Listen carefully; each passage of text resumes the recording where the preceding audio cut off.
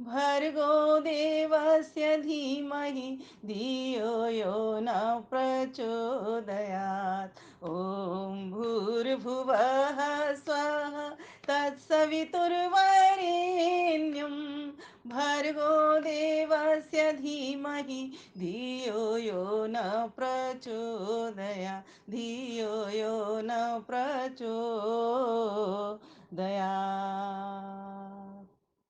अमर colony से चल रहा बहुत ही दिव्य भव्य और सभ्य सत्संग मेरी सभी विदुषी और बड़ी माताओं बहनों, बहुत अच्छा लगता है जब आपके दर्शन होते हैं तो।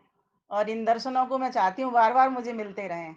जैसे सूरज बिना दिन नहीं होता, उस प्रकार से माताओं और बड़ी बहनों के बिना तो मैं दिन को अच्छा नहीं मानती हूँ। इसलिए हमें इच्छा होती है कि सूर्य के दर्शन नित्य प्रति होते रहें। ये सूर्य के समान ही होते हैं जो अपनी आभा को बिखेरते हैं, सूर्य की तरह ही हमको प्रकाशित करते हैं और सूर्य की तरह ही हमको चारों ओर प्रेरणा करके हमको आगे आगे बढ़ाते हैं। तो ऐसी सभी माताओं को, बहनों को, और जहाँ जहाँ से जुड़ी हैं माताएं, जहाँ जहाँ से भाई लोग, बहन लोग, सब लोग जुड़े हुए हैं, सभी को मैं अपना सादर नमस्ते कहती हूँ और अभिनंदन वंदन नमन भी करती हूँ।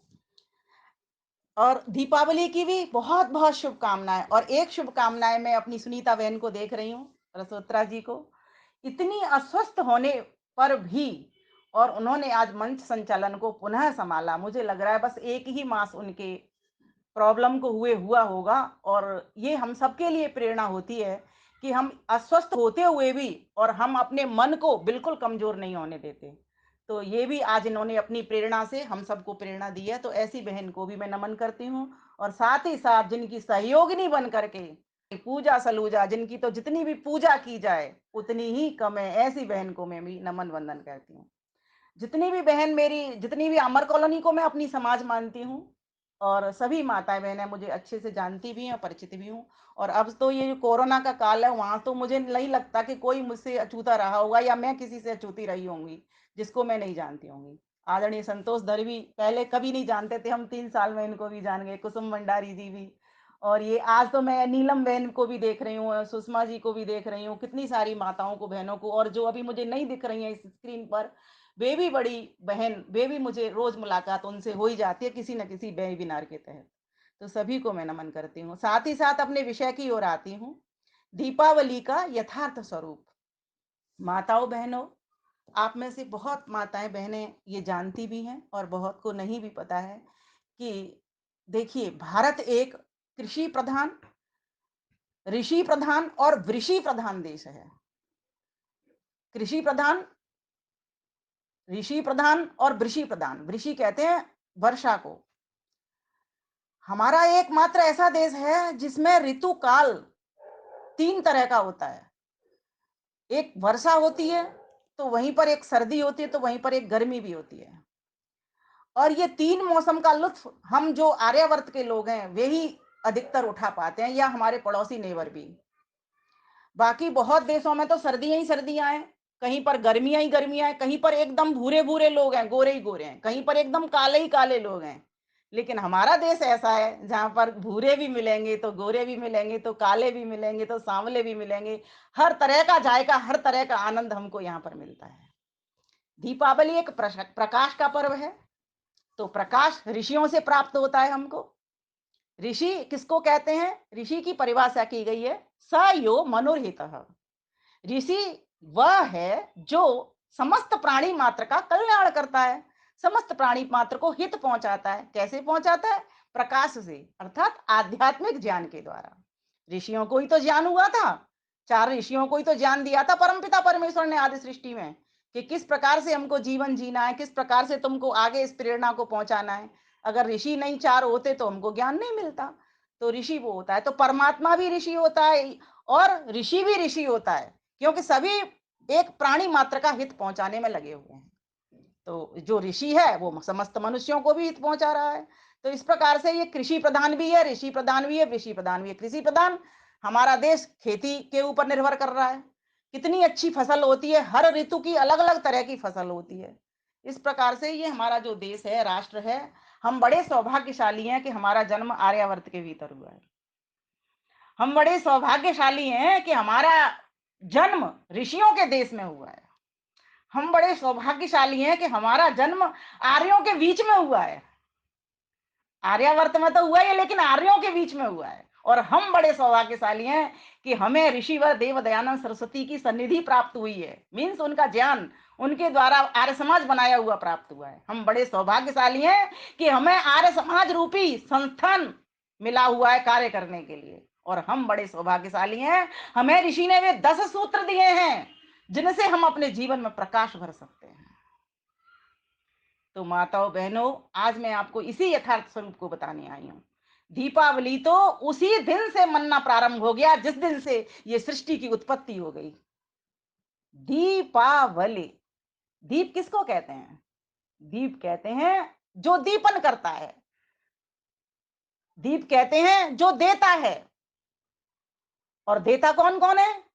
एक देवता भी देता है, ईश्वर भी देता है ना। जड़ और चेतन सभी देव देते हैं।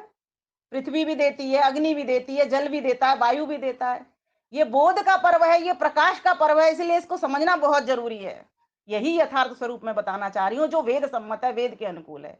यथार्थ मतलब सही सही, जैसा जिसका अर्थ होना चाहिए बात का, वैसा वैसा अर्थ। दीपावली, दीपों की अवली। दीप, दीप को हम दिया भी कहते हैं, जो देता है। सूरज भी दिया है हमारा, और जो हम जलाते हैं वो भी दिया है। मिट्टी का भी एक दिया होता है, एक सोने का भी दिया होता है, एक चांदी का भी दिया होता है, तो एक पीतल का भी दिया। हमको प्रकाश देते हैं, भौतिक प्रकाश देते हैं। लेकिन एक दिया वैसा होता है जो हमको भौतिक भी देता है और आध्यात्मिक भी देता है। वो कौन सा दिया है? महान दिया है, जिसको महादेव कहते हैं।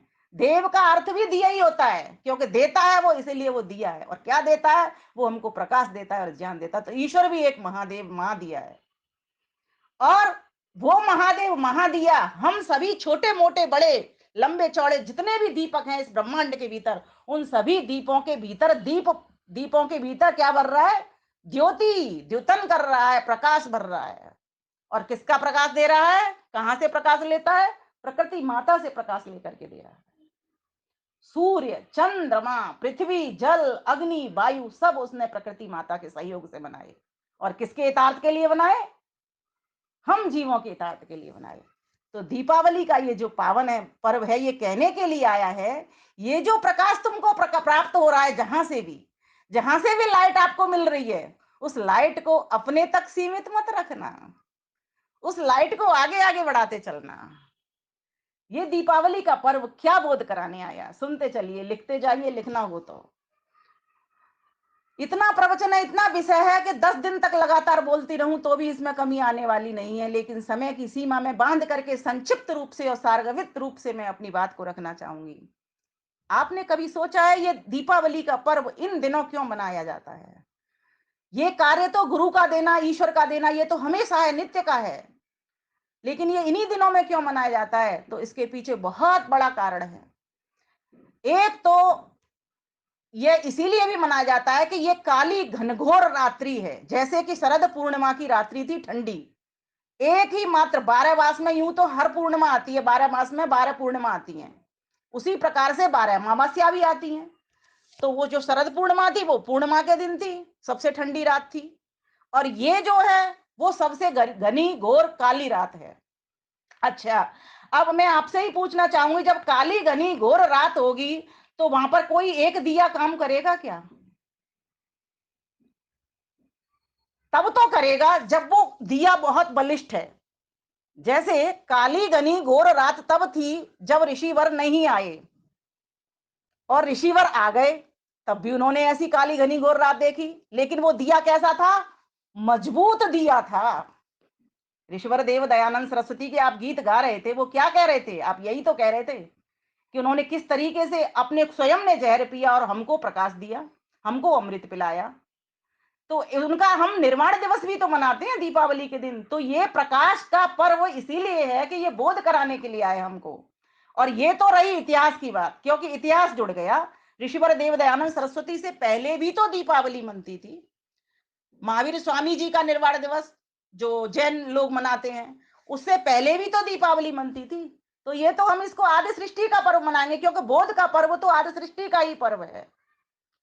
लेकिन इसके साथ में इतिहास जुड़ता चला गया। धीरे धीरे करके जिन जिन कई लोगों के जन्म भी हुए, इसमें कई लोगों की पुण्यतिथियां भी आई। तो दो पुण्यतिथियां तो हमारे सामने ही सामने हमको मिलती हैं, लोग मनाते हैं। महावीर स्वामी वाले जैन लोग भी मनाते हैं दीपावली के दिन को, और हम लोग आर्य समाजी लोग भी मनाते हैं इसको। ऋषि के लिए आया है। और एक और कारण इसका बड़ा महत्वपूर्ण है कि इन्हीं दिनों में क्यों दीपक का प्रकाश और ये घरों में सफेदी वगैरह करवाना, क्योंकि वर्षा ऋतु में जब चारों ओर से पहले चली आंधियां गर्मियों में, फिर आई बारिश, अंधड़ से तो आ गई धूल मिट्टी, कोने कुचारों में सब में फंस गई, घुस गई चारों ओर, हमको पता भी नहीं चलता। हम नित्य प्रति जो सफाई करवाते हैं वो डेली ऊपर ऊपर की तो सफाई हो जाती है, लेकिन अभी हम जब दीपावली पे, मैं रोज रोज रात्रि को के लिए एक लड़का लगाती हूँ, सफाई करवाती हूँ, इतना कूड़ा कहाँ से लाता है समझ नहीं आती, कैसे वो कूड़ा इतना कोनों में बेड के नीचे ऊपर चला जाता है।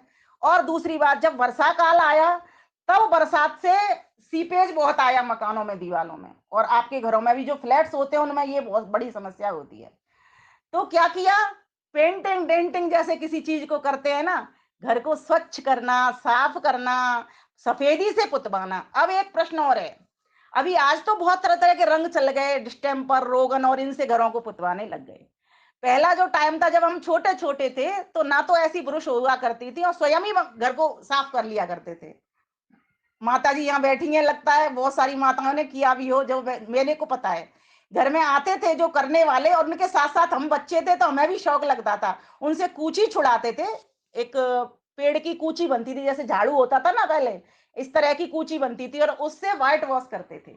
तब कोई ऐसे रंग नहीं होते थे, एक डिस्टेम्पर जरूर चला था, इतने बढ़िया पेंट नहीं होते थे जो आजकल हो रहे हैं, क्योंकि ऐसी वॉल नहीं होती थी, पत्थर की वॉल होती थी, छोटे छोटे जिनको खंडा बोलते हैं, ऐसी वॉल बना करती थी, तो उनको पेंट किया करते थे। तो अब काली रात है ना, घनघोर काली रात है जिसमें कुछ दिखाई आपको नहीं दे रहा, तब आप क्या करोगे, कोई श्वेत रंग का व्यक्ति होगा तो दिख जाएगा, कोई श्वेत दीवार होगी तब तो दिख जाएगी। और अगर काला ही रंग आपने पेंट का कर दिया, नीला रंग अगर आपने पेंट का कर दिया, तो कुछ दिखेगा, तो नहीं दिखेगा। तो दो चीज आई निकल करके सामने। तो श्वेत रंग से तो दीवार सफेदी करना, जिसको सफेदी करना भी बोलते हैं, सफेदी रंग श्वेत से ही बना हुआ है। ये श्वेत का अपभ्रंश कह लो या हिंदी में कह लो, वैसे हिंदी नहीं है ये शब्द, ये मुझे लगता है उर्दू वगैरह से मिल करके आया ये शब्द, ये पता कर लेंगे जो भाषा के जानकार होते हैं उनसे। तो जो श्वेत से या सफेद, अब सफेद रंग से दीवार जब हम करेंगे और श्वेत रंग के हम वस्त्र पहनेंगे तो कैसा लगेगा सोचो, उसमें दिखाई देगी ना कोई व्यक्ति, व्यक्ति दिखाई देगा, वॉल भी दिखाई देगी, है ना, तो फिर हम अच्छे प्रकार से देख पाएंगे। तो एक कारण यह भी रहा। अब दीप से दीप जलाना, दीप जमा अवली दीपावली, ये नाम क्यों, जबकि मैं अभी यथार्थ नाम पर आऊंगी, जबकि ये नाम क्यों, तो जब ऐसा अंधकार होगा वहां पर दीपों की अवली, अवली कहते हैं कतार को, पंक्ति को, दीपों की अवली, दीपों को लगाना, एक दीप से दीप जलाना, जैसे कि मैंने अभी ऋषि दयानंद का उदाहरण दिया, ऐसे हमारे इस आर्यावर्त के भीतर ही बहुत सारे ऋषि हुए, मुनि हुए, देशभक्त हुए, महान पुरुष हुए। रामकृष्ण की धरती इसलिए इसको कहा जाता है, ऋषियों की धरती, महर्षि पतंजलि की, वशिष्ठ की, इनकी धरती कहा जाता है। क्यों कहा जाता है, इसलिए ही इसको कहा जाता है। क्यों, क्योंकि समय समय पर वो हमको ये बोध कराते गए, इसका सामाजिक, धार्मिक, आर्थिक, ऐतिहासिक और प्राकृतिक, ये पांच इसके महत्व हैं पूरे पूरे। इस आज दीपावली की, इसीलिए इसको पंच दिवस की भी मनाते हैं। अब आपके मन में ये भी तो प्रश्न आ सकते इसको 5 दिन की ही क्यों मनाते हैं, 5 दिन की मनाते हैं। आप पहले दिन में जो क्या करेंगे, जो दुख दुर्भाग्य है उसको तो बाहर कर देंगे, टूटी फूटी झाड़ू है, माताओं घर में टूटे फूटे बर्तन हैं, फटे पुराने वस्त्र हैं, जब सफाई करते हैं तो क्या करते हैं, जो हमारे काम में प्रयोग में नहीं आने वाली वस्तुएं उनको तो हम बाहर कर देते हैं, करते हैं ना, और जो हमारे काम में प्रयोग में आने वाली वस्तु उनको रख लेते हैं। और फिर जब कुछ चीजें हटाई तो कुछ चीजें हमें जरूरत भी तो पड़ेंगी, तो हमने क्या किया, प्रारंभिक दिवस जो 5 दिन का धनतेरस था उस दिन धन प्रारंभ कर दिया हमने खरीदना। जिनके पास वस्त्र नहीं थे वस्त्र लेकर के आए, जिनके पास सोने चांदी के बर्तन नहीं थे वो सोने चांदी के, वो यथाशक्ति है, उसमें कोई वो नहीं है कि क्यों सोना चांदी नहीं खरीदना चाहिए, बिल्कुल नहीं, मैं इसका बिल्कुल विरोध करती हूँ, खरीदना चाहिए, क्यों नहीं खरीदना चाहिए। सोना चांदी तो मजबूती है। आपने देखा होगा जिन घरों में, मेरा मेरा घर व्यापारी घर रहा है, बिजनेसमैन की मैं बेटी रही हूं, तो हमारे घर पे निर्धन लोग आया करते थे, क्या करते थे वो, अपना सोना चांदी जेवर रख करके पैसा ले जाया करते थे। जब पैसा ले जाते थे तो उनकी आवश्यकता की पूर्ति होती थी, फिर उनका काम चल जाता था तो वो लौटाने ब्याज समेत आते थे और दे करके वो ब्याज जाते थे। तो 1 रुपया सैकड़ा उन दिनों की मुझे जो ध्यान आ रही है, 50 पैसा सैकड़ा के हिसाब से ब्याज चला करती थी। तो हम अपनी पिताजी की हेल्प भी किया करते थे, दादी की भी हेल्प किया करते थे इस काम में। तो निर्धन वर्ग को अपना काम मिल जाता था, रोजगार मिल जाता था, और व्यापारी वर्ग की उससे आमदनी हो जाया करती थी। इस प्रकार से सामंजस्य, कोई छोटा नहीं कोई बड़ा नहीं, मिलजुल करके व्यापार किया करते थे। ऐसा नहीं था कि बड़ा व्यक्ति बड़े से ही व्यापार करेगा, छोटा व्यक्ति छोटे से ही व्यापार करेगा। छोटे से बड़े तक सभी मिलजुल करके, सभी वर्णों के लोग। और एक और बात है, यहाँ एक आता है लक्ष्मी शब्द। लक्ष्मी का अर्थ होता है जो लक्ष्य की प्राप्ति करा दे। अब इसको महर्षि आनंद सरस्वती का जब आप वो देखेंगे, सत्यात प्रकाश, वहां प्रथम समुल्लास देखेंगे तो वहां पर आपको ये नाम मिलेगा लक्ष्मी। लक्ष्मी भी मिलेगा, सरस्वती भी मिलेगा और गणेश भी मिलेगा। लक्ष्मी का अर्थ उन्होंने लिखा है यो लक्ष्यति पश्यति अंकते चिन्हयति वास लक्ष्मी। लक्ष्मी वह है जो उत्पादक है। मैंने आज गायत्री मंत्र पढ़ा, आप लोग शायद चौंक रहे होंगे ये आज गायत्री मंत्र क्यों पढ़ रही हैं। मैंने तो गायत्री में भी दीपावली को खोज लिया। अब बताते हो बड़े मस्त तरीके से, वो खोजने में अपने आप आ जाता है अनायास। मैं सोचती भी इतना दिख नहीं हूं, खाना बनाते बनाते अपने आप दिमाग में वो बात डल गई। ईश्वर इतनी कृपा करता है बताने की, तो उसके आनंद को, ज्ञान को हम क्यों नहीं लेने वाले बना। तो क्या मैंने सोची, देखो गायत्री जब मंत्र मैंने बोला, ओम भूर्भुवः स्वः तत्सवितुर्वरेण्यम भर्गो देवस्य धीमहि धियो यो नः प्रचोदयात्, इस गायत्री में भी दीपावली है। ओम परमेश्वर का नाम है, अपना नाम है, और वह परमेश्वर ही इन व्रतों को, पर्वों को, उत्सवों को और ऋतुओं के परिवर्तन को और खेती आदि को सबको देने वाला है। सारा समय पूरा ब्रह्मांड उसी ने बनाया है, ज्ञान पूर्वक बनाया है। क्योंकि लक्ष्मी का अर्थ क्या हुआ, यो लक्ष्य थी, जिसने लक्ष्य बनाया। पहले तो लक्ष्य से चलता है वो, बिना लक्ष्य के नहीं चलता परमेश्वर। उसने सोचा कि एक हो हम बहुश्यामा, मैं एक हूं बहुत हो जाऊं, तो उसने सारी सृष्टि का विस्तार कर दिया। समस्त जीवों को अपने कर्मानुसार उसने चोले उड़ा दिए और नाना प्रकार की भोग्य सामग्री उसने बना दी। उसके बाद में परमेश्वर क्या करता है, पश्यति, सारे संसार को देखता है। प्रकृति को पड़ा हुआ देखा उसने साम्यावस्था में। यो लक्ष्यति पश्यति अंकति, आकलन किया कि किस वस्तु को बनाने में क्या, कितने अणु लगेंगे, कितने परमाणु लगेंगे। यो लक्ष्यति पश्यति अंकते चिन्हयति, चिन्ह बनाए उसने। और कैसे बनाए, सब सब उसने बुद्धि पूर्वक बनाए। बुद्धि पूर्वक वाक्य कृतिर्वेदे। इसीलिए यह संसार इतना सुंदर व्यवस्थित बन गया, इतना संतुलित मर्यादित बन गया, इतना सुंदर विधि विधान से बन गया। किसी भी वस्तु को आप देखिए, उसका एक तरीका है और सिस्टमैटिक तरीका है, उसका एक बनने का और बिगड़ने का तरीका है हर चीज का। तो ये बोध कराने के लिए ये आया है। और दूसरी बात, दीपावली का एक नाम जो है वो क्या है, नव सस्येष्टि। नव माने नया, सस्य माने फसल, इष्टि माने इच्छित वस्तु, यज्ञ। हम सभी चाहते हैं कि हमारे जीवन में सुख आए।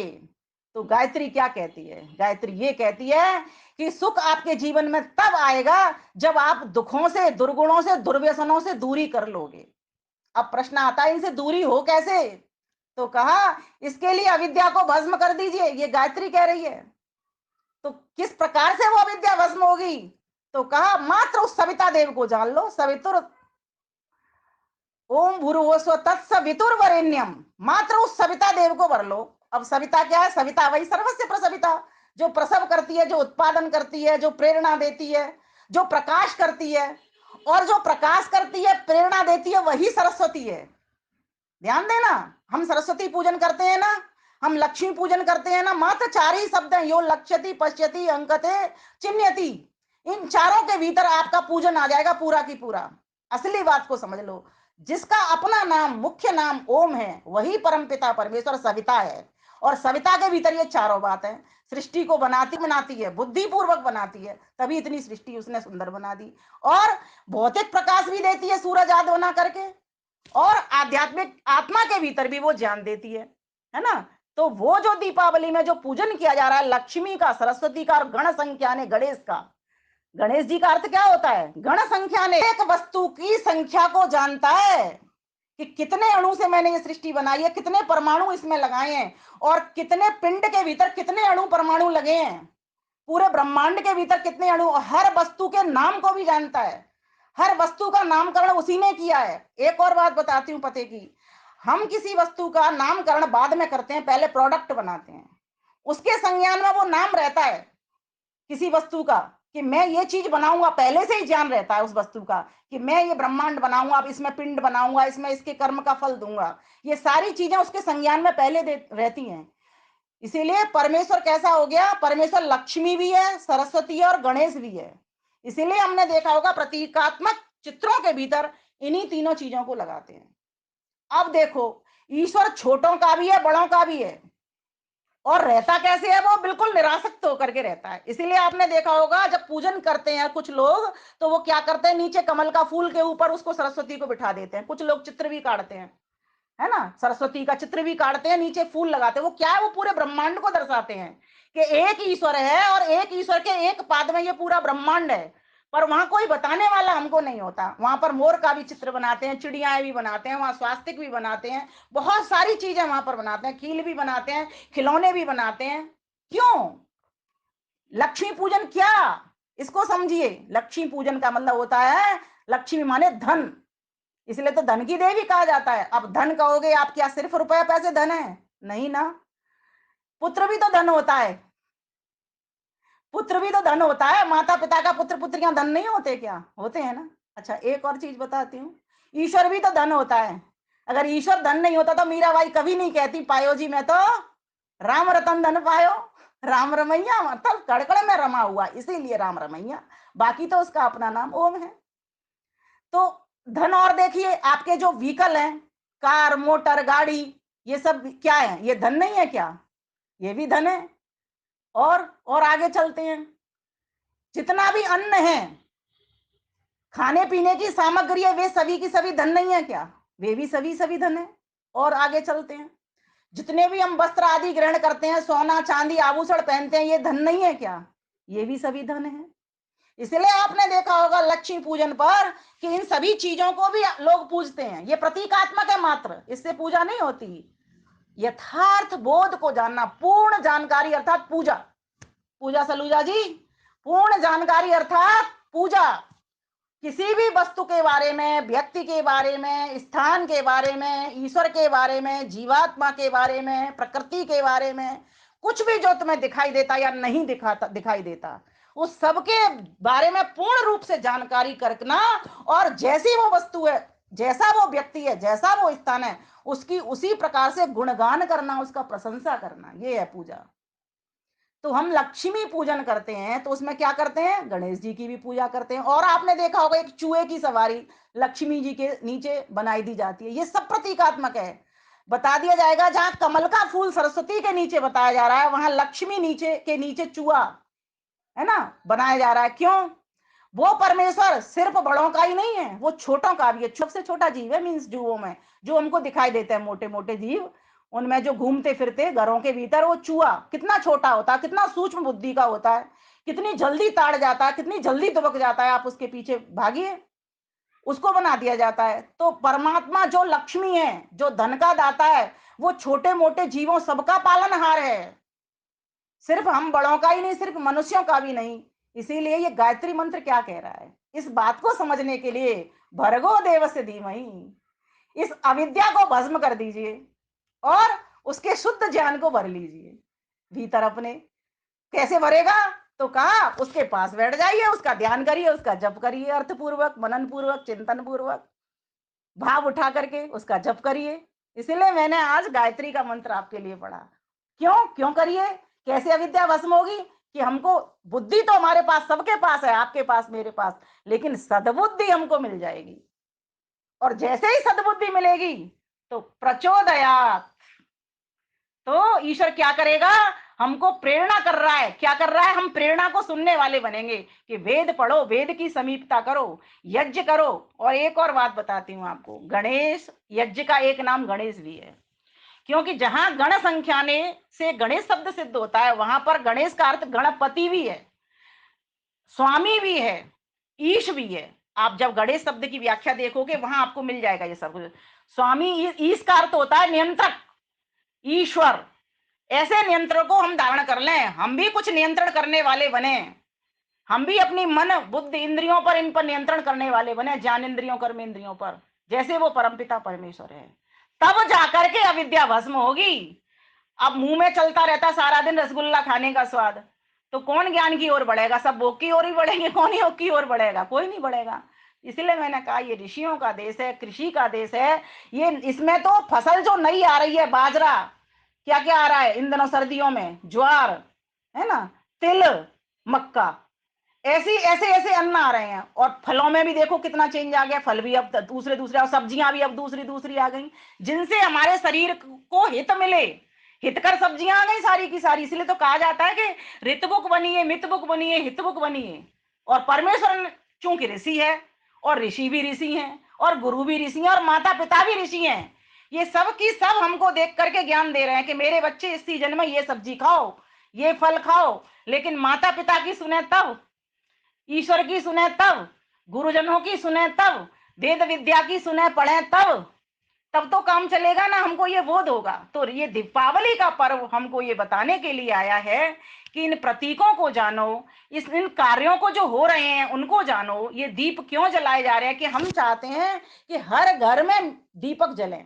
और एक और बात बताऊं, सोने चांदी के दीपक तो सिर्फ कुछ ही घरों में जल सकते हैं, लेकिन मिट्टी के दीपक, जिसने मिट्टी के दिए बनाए उसके घर में भी जल जाते हैं।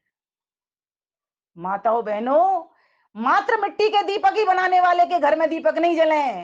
जिन्होंने हमें वस्त्र बनकर, जो बुनकर लोग हैं, जिनके द्वारा एक एक धागा बनता है रुई से, उनके घर में भी दिए जले। जिनके घरों में बर्तन बनते हैं, जिनके घरों में उस तरह की फैक्ट्रियां नहीं बन पाई हैं, मात्र लघु उद्योग धंधे कर रहे हैं, उनके घर में भी दीपक जले। और ये दीपावली मात्र एक वैश्य के लिए नहीं है। वैश्यों का पर्व इसलिए कहा गया क्योंकि व्यापार से धन मिलता है, इसलिए इसको कहा जाता है। जैसे श्रावणी को ब्राह्मणों का पर्व कह दिया जाता है, लेकिन मनाते तो सभी है ना, ब्राह्मण वर्ग सभी के घर में जाता है ना उपदेश करने के लिए। इसी प्रकार से धन वैश्य कमाएगा, वैश्य कमा करके चारों ओर बांटेगा, वितरण करेगा, खुद भी अपना उपभोग करेगा। तो ये हर वर्ण के लिए है, क्योंकि हर वर्ण का एक लक्ष्य होता है, इसके पीछे भी लॉजिक है। जैसे एक क्षत्रिय का लक्ष्य क्या होता है? जीत हासिल करना, विजयश्री वर्ण करना, अर्थात परिवार को, समाज को, राष्ट्र को सुरक्षा देना, ये क्षत्रिय का धर्म होता है। तो उसका लक्ष्य भी ये होता है कि मैं क्षत्रिय हूं, क्षत्रिय धर्म को निभाने वाला हूं, तो मैं सबकी रक्षा करूंगा। एक वैश्य का धर्म क्या होता है, उसका लक्ष्य क्या होता है? अगर मैं व्यापारी हूं, मैं धन कमा रहा हूं, तो सिर्फ अपनी ही आजीविका के लिए नहीं कमा रहा, इससे मैं परिवार के पोषण के साथ साथ समाज राष्ट्र में भी आहुति लगाऊंगा। मैं गुरुकुलों तक भी पहुंचूंगा, मैं जहां वेद विद्या का काम हो रहा है वहां तक भी पहुंचूंगा। उसी प्रकार से एक ब्राह्मण का काम भी होता है, वेद विद्या के प्रचार प्रसार में लग करके इसके ज्ञान का वर्धन करते हुए मैं समाज को, राष्ट्र को एक नई दिशा दूंगा। एक नई दिशा दे करके वैसे सोचता है मैं दशा दूंगा। इसी इसको चार शब्दों में कह सकते हैं, आय, आय, न्याय और अध्याय। ब्राह्मण जहां दिशा देने के काम करता है, अध्याय ज्ञान देने का कार्य करता है, आय वैश्य वहीं आय देता है, क्षत्रिय वहीं न्याय देता है।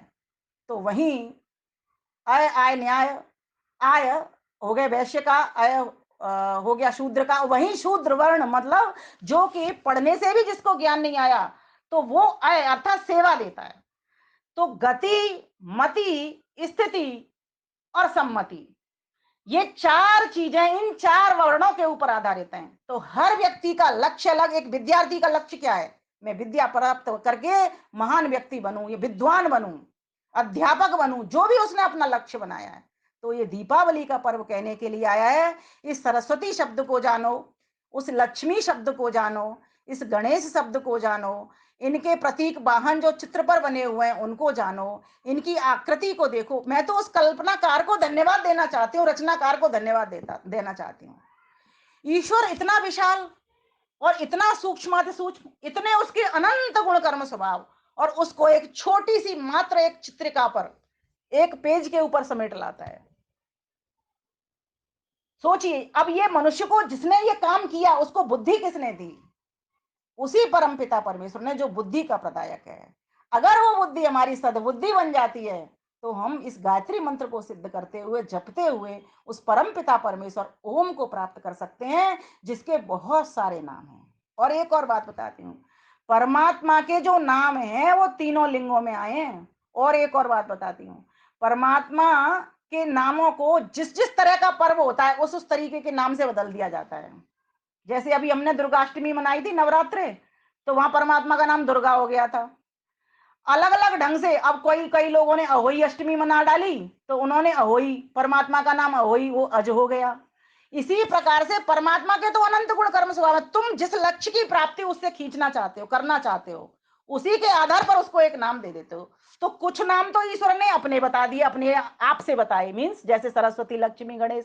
कुछ नाम व्यक्ति ने अपने समाज को देखते हुए, अपने परिवार को देखते हुए, अपनी टूटी फूटी वाणी में उसको बोल दिए। जैसे एक बच्चे का नाम विद्यालय में तो होता है रमेश, महेश, सुरेश कुछ, ठीक, और फिर घर वाले उसको कुछ और कह देते हैं, और रिश्तेदार नातेदार उसको कुछ और बोल देते हैं, संबंधों के हिसाब से बोलना प्रारंभ कर देते हैं, चाचा ताऊ या चाची ताई आदि।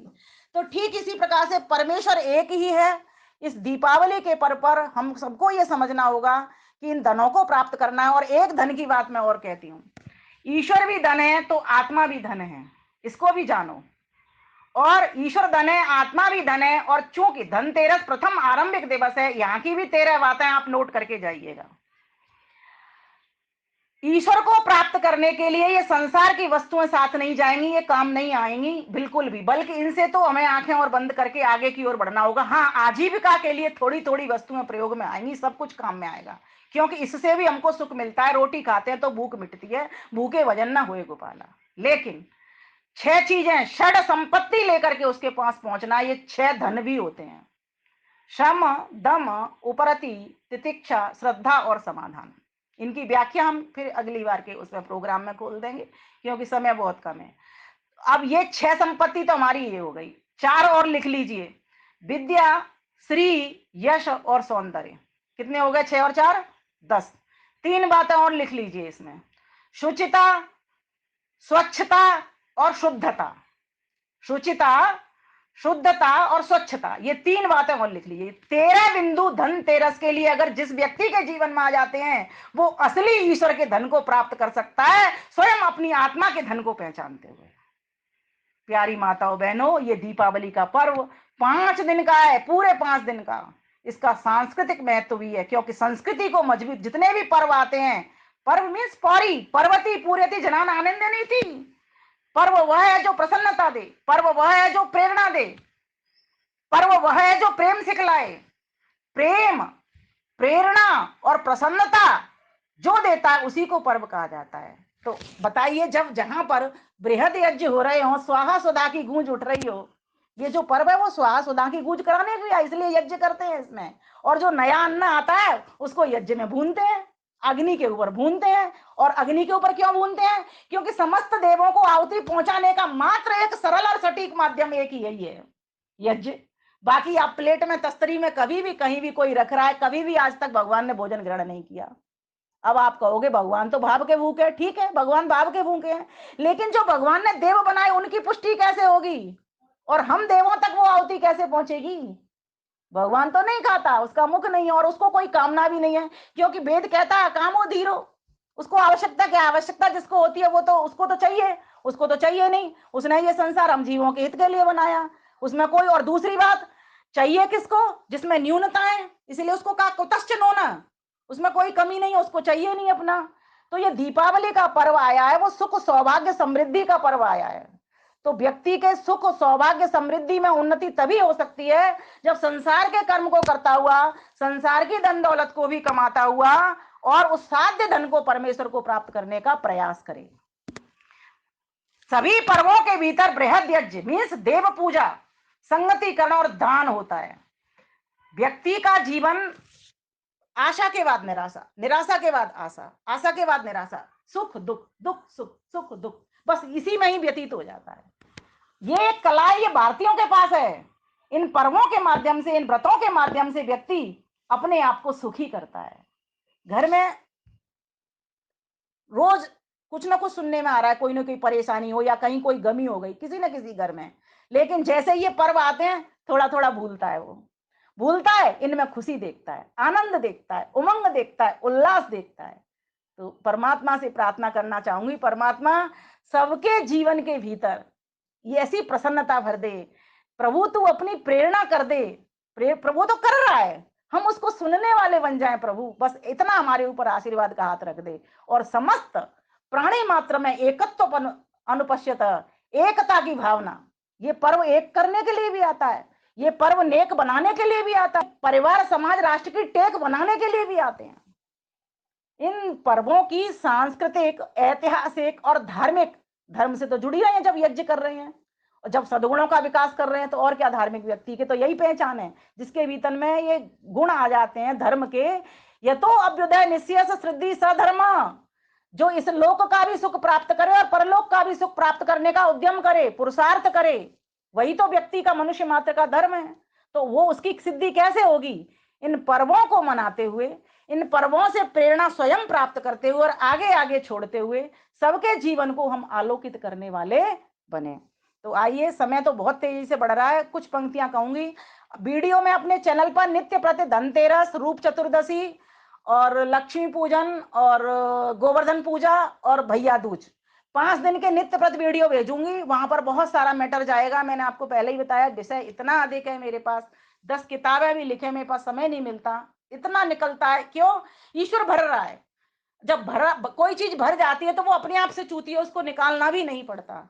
पूजा बहन जी से बात हुई, पूजा बहन जी ने स्वीकृति दे दी। मैंने कहा अगर आप चाहती हैं तो अभी मेरा लाभ ले सकती हैं, क्योंकि फिर मैं व्यस्त हो जाने वाली हूँ।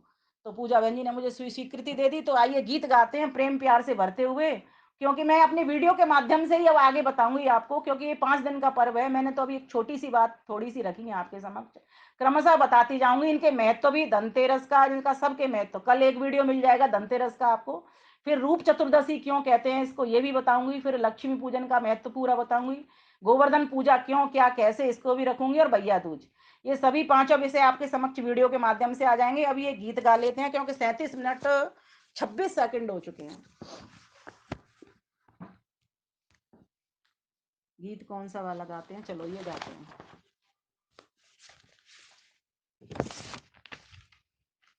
दीप से दीप जलाते चलो, प्रेम की गंगा बहाते चलो। इसको आदरणीय संतोष दर्जी बहुत अच्छा सुना सकती हैं, मेरे पास तो वो स्वर नहीं है। दीप से दीप जलाते चलो, प्रेम की गंगा बहाते चलो, प्रभु के ही गीत गवाते चलो, प्रेम की गंगा बहाते चलो। मानव तू है कितना सुंदर, देख ले अपने अंदर। मानव तू है कितना सुंदर, देख ले अपने अंदर। शुभ कर्मों को कर सकता है, नहीं तू भालू बंदर। शुभ कर्मों को कर सकता है, नहीं तू भालू बंदर। हो पाके रश्मि बिखराते चलो, प्रेम की गंगा बहाते चलो। पाके रश्मि बिखराते चलो, प्रेम की गंगा बहाते चलो। दीप से दीप जलाते चलो, प्रेम की गंगा बहाते चलो। सुखियों से तू हंस कर बोले, दुखियों के दर्द क्यों टाले। सुखियों से तू हंस कर बोले, दुखियों के दर्द क्यों टाले। भूख से रोते बिलखते बच्चे, भर दे मुंह में निवाले। इस दीपावली को, पर्व को एक बार आप झुग्गी बस्तियों में अवश्य मेरे कहने से मना करके देखना। मैं जाऊंगी, और अगर आप मेरे साथ चलना चाहो तो मेरा नंबर ले लेना और साथ साथ हम चलेंगे। इतना आनंद आता है उनको खुशी देते हुए। में तो बच्चे साथ जाते हैं, पतिदेव साथ जाते हैं, किसी न किसी एक झुग्गी को देखते हैं। उनको उनके साथ हम उनके साथ भी खाते हैं, उनको देते हैं और उनके साथ भी खाते हैं, उनके हाथ से भी खाते हैं, उनके चरणों में माथ रख के भी खाते हैं हम। हाथ से, साथ से और माथ से, तीनों तरीके से हम उनके साथ शेयर करते हैं इस दीपावली के पर्व को। बस यही बताने के लिए आया है। सुखियों से तू हंस कर बोले, दुखियों के दर्द क्यों टाले, भूख से रोते बिलखते बच्चे, भर दे मुंह में निवाले, हो खाते हुए कुछ खिलाते चलो, प्रेम की गंगा बहाते चलो, खाते हुए कुछ खिलाते चलो, प्रेम की गंगा बहाते चलो, क्या लेकर तू आया जग में, क्या लेकर जाएगा, जो कुछ पाप पुण्य था तेरा, संग वही जाएगा, हो पग पग, पग पग पुण्य बढ़ाते चलो,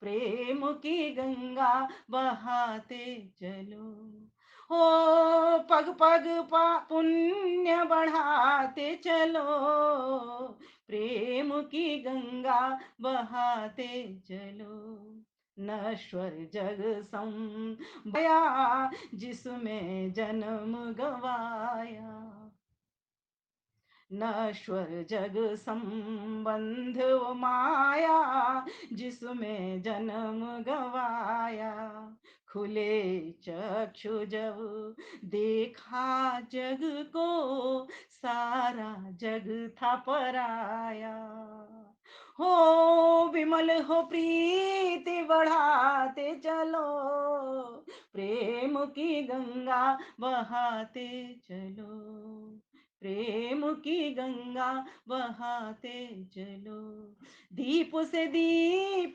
जलाते चलो, प्रेम की गंगा बहाते चलो, प्रेम की गंगा बहाते चलो, प्रेम की गंगा बहाते चलो। आपके पास ज्ञान है, आपके पास धन है, आपके पास कोई और संपत्ति है, वस्त्र हैं, आप खोलिए दरवाजा, एक बार करके देखिए मेरे कहने से। और हर व्यक्ति के पास, जितनी भी बहनें माताएं बैठी हैं, कुछ न कुछ अतिरिक्त सामग्री रखी हुई होती है घर में। हम भी अगर अभी निकलवा रहे हैं सफाई में, काफी ढेर इकट्ठा हो गया, वस्त्रों का भी हो गया, बर्तनों का भी हो गया, निकालिए। नया नहीं दे सकते तो निकालिए। और मैं तो ये कहूंगी कि कुछ नया भी एक भेंट जरूर करके आइए, अधिक नहीं तो अपनी सामर्थ्य अनुसार कुछ नया पात्र भी, जिससे उनको लगे हाँ मेरे घर भी नया बर्तन आया है, नया वस्त्र आया है, मेरे घर भी नई चटाई आई है, नई दरी आई है। कुछ करके देखिए, आपको आनंद आएगा। महर्षि दयानंद सरस्वती चाहते तो इतनी बड़ी गद्दी हासिल कर लेते थे। उनके लिए धन दौलत की कमी नहीं थी, घर में भी धन की कमी नहीं थी, और बाहर भी उनको धन इतना दिया जा रहा था।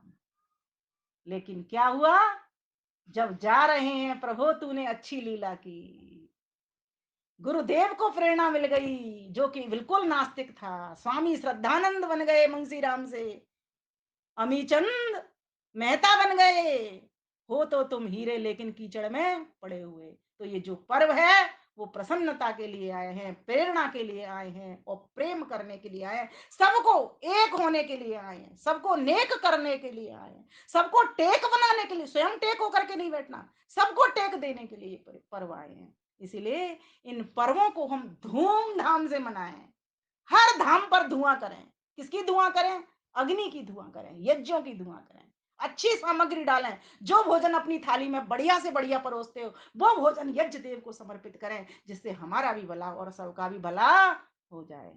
वितरण करके खाएं, वितरण की व्यवस्था, समाज की व्यवस्था, बहुत सारे बिंदुओं को समेट करके ये दीपावली पर्व आया है। नित्य प्रति आपको 30-30 मिनट का मैं वीडियो भर भर के पहुंचाती रहूंगी। पूजा बहन जी का, सुनीता बहन जी का, समस्त आयोजकों का बहुत बहुत धन्यवाद करती हूँ। राज चावला माता जी भी मुझे दिखी थी थोड़ी देर के लिए, और नीलम माता जी दिख रही हैं, और भी आप सभी दिख ही रहे हैं मुझको, और जो नहीं दिख रहे हैं उन सबको भी मैं झुक करके प्रणाम करती हूँ। धन्यवाद, नमस्ते।